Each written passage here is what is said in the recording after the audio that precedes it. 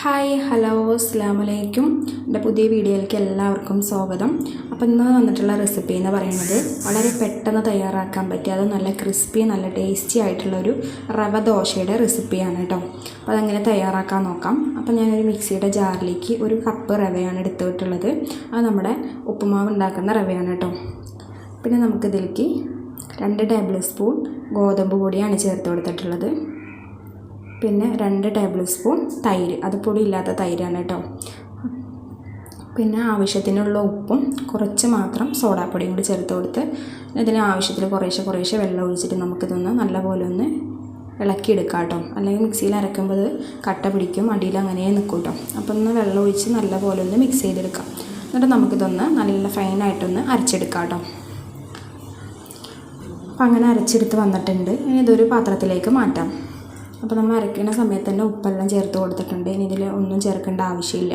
ഇനി നമുക്കിതൊരു 10 മിനിറ്റ് മാത്രം നമുക്ക് മാറ്റി വയ്ക്കാം. അങ്ങനെ സമയമില്ലാത്ത സമയത്തൊക്കെയാണ് ഇത് ഉണ്ടാക്കണതെന്നുണ്ടെങ്കിൽ നമുക്ക് പെട്ടെന്ന് തന്നെ തയ്യാറാക്കി എടുക്കാം കേട്ടോ. മാറ്റി വയ്ക്കേണ്ട ആവശ്യമൊന്നുമില്ല. പിന്നെ സോഡാപ്പൊടി ചേർത്തതുകൊണ്ട് മാത്രം കുറച്ച് നേരം മാറ്റി വയ്ക്കുകയാണ് കേട്ടോ.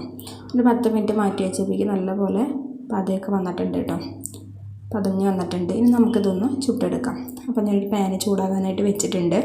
അപ്പോൾ ചൂടായതിന് ശേഷം ഇതേപോലെ കുറച്ച് വെള്ളം ഒന്ന് തെളിച്ച് കൊടുക്കാം. എന്നിട്ടൊരു തുണി വെച്ചിട്ടൊന്ന് തുടച്ചെടുക്കുക കേട്ടോ.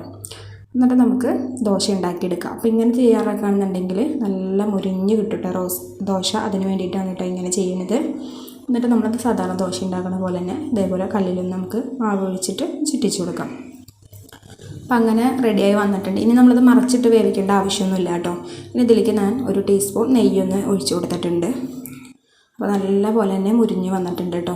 അപ്പോൾ നല്ല ക്രിസ്പിയും നല്ല ടേസ്റ്റി ആയിട്ടുള്ള ദോശയാണ്. വളരെ പെട്ടെന്ന് തന്നെ നമുക്ക് തയ്യാറാക്കാൻ പറ്റിയ റെസിപ്പിയാണ് കേട്ടോ. അപ്പോൾ ഞാൻ ബാക്കിയുള്ളതും അതുപോലെ തന്നെ റെഡിയാക്കി എടുക്കുകയാണ്.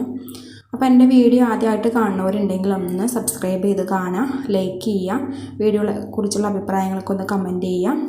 പിന്നെ ഫ്രണ്ട്സിനെ റിലേറ്റീവ്സിനൊക്കെ ഒന്ന് വീഡിയോ ഷെയർ ചെയ്യുക കേട്ടോ. അപ്പോൾ ഞാനിത് ബാക്കിയുള്ളതും കൂടി അങ്ങനെ റെഡിയാക്കി എടുക്കുകയാണ് കേട്ടോ. അപ്പോൾ നമ്മൾ അരിയൊക്കെ കുതിർത്ത് വയ്ക്കാനൊക്കെ മറന്നു പോയിട്ടുണ്ടെങ്കിൽ നമുക്ക് രാവിലെ സ്കൂളിലേക്ക് പോകുന്ന കുട്ടികൾക്കൊക്കെ വളരെ പെട്ടെന്ന് തയ്യാറാക്കാൻ പറ്റിയ റെസിപ്പിയാണ് കേട്ടോ. അപ്പോൾ എല്ലാവരും ഒന്ന് ട്രൈ ചെയ്ത് നോക്കണം. അപ്പോൾ ഞാൻ എല്ലാം അതുപോലെ തന്നെ റെഡിയാക്കി എടുത്തിട്ടുണ്ട് കേട്ടോ. നല്ല ക്രിസ്പി ആയിട്ടുള്ള ദോശ റെഡി ആയിട്ടുണ്ട് കേട്ടോ. അപ്പോൾ വീഡിയോ ഇഷ്ടമാണെങ്കിൽ സപ്പോർട്ട് ചെയ്യാൻ മറക്കരുത്. അപ്പോൾ ഇൻഷാ അല്ലാഹ് അടുത്ത ദിവസം നല്ലൊരു വീഡിയോ ആയിട്ട് വീണ്ടും വരാം. ടാറ്റാ, ബൈ ബൈ, അസ്സലാമു അലൈക്കും.